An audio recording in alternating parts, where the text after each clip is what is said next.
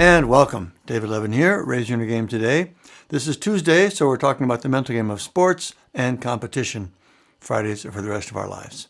This week, I want to talk about the new show, Stick, on Apple TV. It's about a golfer played by Owen Wilson. I've always loved him, and he's really good in this. He's a former pro who had a famous meltdown in a big match and sort of washed out after that. He discovers a young kid with amazing talent, talks him and his mom into letting him be his coach and try to get him on the pro tour. I've only seen the first 3 episodes, but so far I like it quite a bit. It's very fun, light. Actors are very good. It's sort of in the Ted Lasso style of entertainment. But already there have been a couple of scenes where they're talking about the mental game that made me want to comment. First, golf is one of the hardest sports mentally. I still think tennis is harder, but golf is right there with it. You're out there essentially on your own, incredible pressure, tons of time to think between shots and get stuck in your head.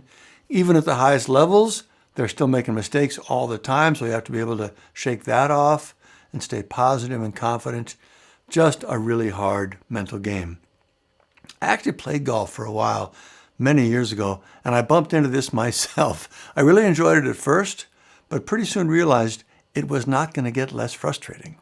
So it was just clear to me that this was not going to be a good fit for me. Sort of brought out the worst in me. Now, this is before I had the experience I talk about in the book that helped me get control of my inner game. I imagine I could handle it better now. But I have a special affection for golfers, and I'm especially impressed with players at this level being able to handle all that.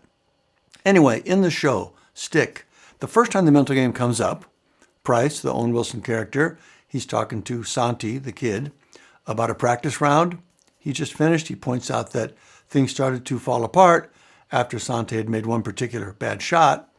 And he says, you got stuck in a bad spot because you couldn't get out of your head. This is exactly the problem we see in pretty much all the athletes we work with. In fact, if you go to our site, right at the top, it says, get out of your head and back in the game. This is the main problem most athletes have. It's not the only problem, but it's the foundational problem. So then Price goes on to tell Santi about a player he knew back in the day named Willie Grosswiener, who had a superpower of being able to totally focus on his swing and nothing else. Previous shots, good or bad, they're gone. Anything might happen in the future, never mind. Just total focus on the one thing he could control, which was his swing. And the point was that Santi needs to find his inner Grosswiener. This is solid advice. Never mind the funny name. Staying focused and present rather than off in your head is the key to peak performance in any sport. If you watch Ted Lasso, you heard the same basic advice in that show, though in a different form. In that show, it was be a goldfish. Goldfish supposedly have no memory. So the idea there was just forget about everything that's happened. Just be focused and present on right now. Again, great advice, and it's perfect for fictional shows where you want an inspirational moment where the character remembers it and turns things around. Right, be a goldfish, I got it, and they go win the game. Unfortunately, it doesn't work that way in real life. And by the way, coaches and parents give this same advice to their athletes all the time in the real world too, hoping it'll help, but it doesn't, not really. And here's why. The whole idea is based on the assumption that an athlete is stuck in their head and they don't realize it. But if they can just notice and remember that they shouldn't do it, that's all they need to fix it. Right, don't get stuck in my head. Okay, I got it. But that's not the reality. For one thing, the athletes I work with already know they're getting stuck in their head, and they know they shouldn't do it. It's their number one frustration. No one knows better than they do how it's affecting their game. The problem is they don't know how to stop it. When the thoughts come up, when they start worrying about what people will think or what coach will say, or if they're letting their team down, when I notice these thoughts in my head, how do I get them to stop?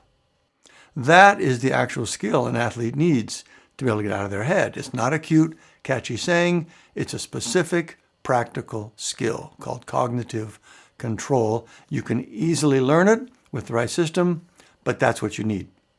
So that was the first mental game moment in the show. The next one, in the next episode, Price asks Santi what he does to get out of a slump. When things are going wrong in a match, how does he snap himself out of that? Santi doesn't have an answer at that point, of course. Price says what he does, or used to do, he would hum a certain song that always put him in his happy place. And the suggestion is that Santi should find something that does that for him. And that kind of thing can be helpful too as a secondary technique. But if you can't do the most important thing of being able to shut down the negative thoughts in the first place, it's not going to be consistently effective. But this also points out one of the big flaws with typical mental game training. Notice that this second situation is presented as a separate problem. They're having a different conversation. Price is offering a different solution. The first was the gross wiener rule, and now it's humming a happy song. But the reality is they're the same problem. They're both fundamentally about getting stuck in your head rather than being focused and present. And they can both be fixed the same way by using your excellent cognitive control skills. So rather than having to talk about every new kind of situation and how best to think about and deal with that, I mentioned recently Rory McIlroy, when he won the Masters this year, his mental game coach was there with him every day. They were talking every day. Imagine what that cost. But that's the kind of attention and time and energy it takes when you take each situation as its own issue. But when you go deeper and focus on the mechanics of the problems instead, which are pretty much always what we've been saying, getting pulled into our head rather than staying focused and present, one skill, one approach fixes all the problems. And you can do it yourself right in the moment when you need it. You don't need to check in with your coach again with every time, have a whole new conversation with every new situation. Anyway, those are the two big mental game lessons in Stick so far. One, catchy phrases are fun. We love them. But if you really want to master your mental game, you need to learn the actual mental game skill, one of which being cognitive control. And two, when you focus on the mechanics of the mental game, it's much quicker and easier because you don't have to come up with a new solution for every different situation. You learn one set of skills, you can handle everything that comes up from then on. Reminder, these core skills are what the Raise Your Inner Game Sports Academy is all about. More on that at raiseyourinnergame.com. Otherwise, that is it for Mental Game Lessons Stick. At least with the first 3 episodes. I can imagine there'll be more to come as I continue on with the show. All right, let me know any questions. Keep up the good work. I'll see you next time.